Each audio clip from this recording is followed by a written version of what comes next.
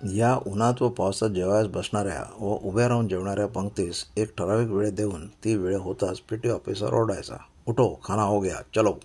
बस, पेटी ऑफिसरने म्हटले खाना हो गया की तो झालाच पाहिजे. मग तो कित्येकांचा हो वा न हो. ताडकन सगळ्यांनी उभे राहिले पाहिजे. उरले ते अन्न पोट रिकामे असले तरी उष्टे उमजून कुंडीत जावायचे.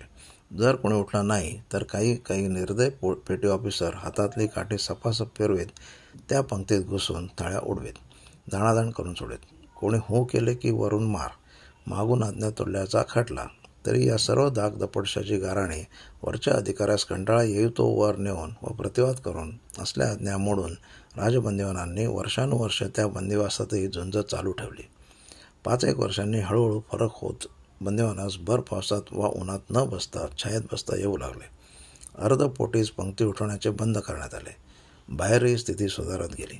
आतही बरी सुधारली आणि शेवटी बारीची, ए बदमाश, काम के लिए आया है, खाने के लिए नहीं, ही फुगीर गर्जना पिसपिशीत होत मुळीच ऐकूनाशी झाली. बंदीखान्यातील अन्नाच्या आणि ते खाण्याच्या सुधारणेच्या प्रयत्नात हा वृत्तांत पहिल्या 5-6 वर्षांचा, म्हणजे साधारण 1914-15 वर्षापर्यंतचा आहे. त्यानंतर राजबंदिवानांच्या आणि त्यांच्या अनुषंगे माझ्याही जेवणाच्या स्थितीत काय फरक झाला ते पुढे पाहण्यात येईलच. प्रकरण 15 संपले.